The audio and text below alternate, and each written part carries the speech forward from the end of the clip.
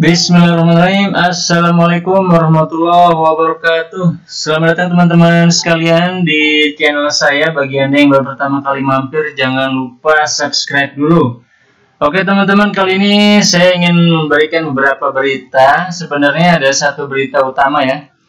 Ini menjadi berita terpopuler nomor 1 di detik.com. Mendikbud. Nah, ini beliau mengatakan 94% siswa belajar dari rumah, 6% di zona hijau boleh tatap muka. Oke, ini isu yang menarik. Kenapa? Karena sebentar lagi ada pergantian tahun ajaran.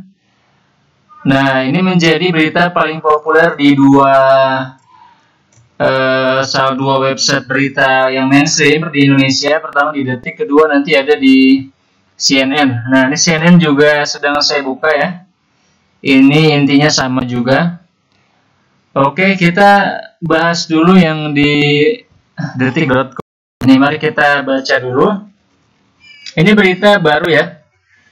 Baru banget ini. Kayaknya sih iya nih. Hari ini Senin jam 17.32 waktu Indonesia Barat. Jadi baru banget. Masih segar beritanya, baru update. Menteri Pendidikan dan Kebudayaan Nadiem Makarim mengatakan jadwal tahun ajaran 2020-2021 tidak akan berubah. Masa pembelajaran akan dimulai pada Juli mendatang. Seperti yang telah saya informasikan sebelumnya, tahun ajaran 2020 dan 2021 itu tidak berubah jadwalnya, tetap saja pada bulan Juli 2021. Oke, tapi jadwal itu tidak berdampak pada metode apa? Ini kayaknya salah ya. Tahun ajaran 2020-2021 tidak berubah jadwalnya, tetap saja pada bulan Juli 2000. Kayaknya harusnya 2020 deh ini. Tapi jadwal itu tidak berdampak kepada metode apa, pembelajaran yang ada maupun daring atau tatap muka. Tapi kami tidak mengubah kalender pembelajaran, jadi dimulai pada Juli 2020 harusnya ya, kata Nadiem Makarim dalam konferensi pers yang disiarkan di akun Kemendikbud Senin 15 bulan 6 2020. Nadiem kemudian menjelaskan mengenai pola pembelajaran pendidikan anak usia dini, dasar dan menengah. Nadiem mengatakan peserta didik yang berada di zona kuning, oranye dan merah tetap melakukan pembelajaran di rumah. Yang berada di zona kuning, oranye, dan merah tetap melakukan pembelajaran dari rumah.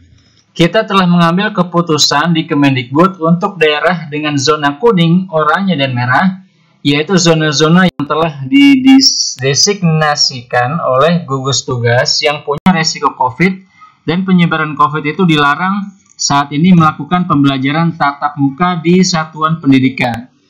Jadinya untuk zona-zona merah, kuning, dan oranye ini merepresentasikan saat ini 94% daripada peserta didik di pendidikan dini, dasar, dan menengah, ujar dia. Nah, dia mengatakan ada 94% peserta didik yang berada di zona kuning, oranye, dan merah. Sedangkan sisanya 6% peserta didik berada di zona hijau, diperkenankan untuk melakukan pembelajaran tatap muka. 94% dari peserta didik kita tidak diperkenankan melakukan pembelajaran tatap muka. Jadi masih belajar di rumah. Yang 6% yang di zona hijau itulah yang akan diperbolehkan pemerintah daerah untuk melakukan pembelajaran tatap muka tetapi dengan protokol yang sangat ketat, ujar dia. Jadi saya ulangi bahwa untuk saat ini karena hanya 6% dari populasi peserta didik kita yang di zona hijau, mereka lah yang kita berikan persilakan untuk pemerintah daerah mengambil keputusan melakukan sekolah dengan tatap muka. Sisanya 94% tidak diperkenankan, dilarang, karena mereka masih ada risiko penyebaran COVID, sambung dia. Kapan sebaiknya sekolah dibuka? Berikut rekomendasi WHO. Oh, ini rekomendasi WHO-nya belum ada ya. Koneksi terputus. Ini coba lagi. Oke teman-teman, itu dia berita paling hangat dan terpopuler saat ini di detik.com dan juga di CNN News yang isinya kurang lebih sama ya.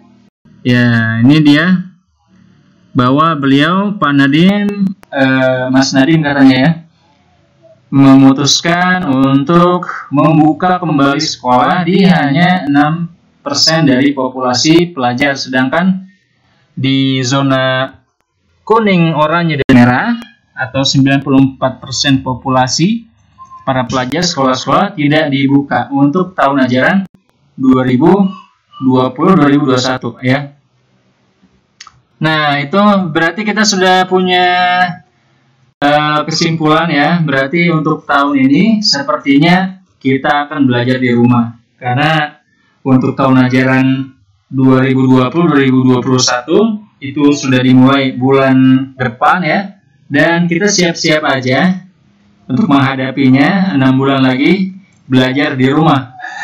Suka tidak suka ya, karena memang kita masih berada di masa pandemi ya. Kita doakan mudah-mudahan semua diberikan kesehatan, kelancaran, dan tentunya kita berharap yang terbaik untuk para pelajar kita ya, dan juga institusi-institusi pendidikan, termasuk juga kita berharap semoga ini adalah keputusan terbaik dan bisa menjadi salah satu sarana pencegahan COVID. Oke teman-teman, ini saja dari saya kali ini. Terima kasih Anda sudah mampir ya. Jangan lupa subscribe bagi yang belum, di like dan di komen tentu saja. Terima kasih. Wassalamualaikum warahmatullahi wabarakatuh.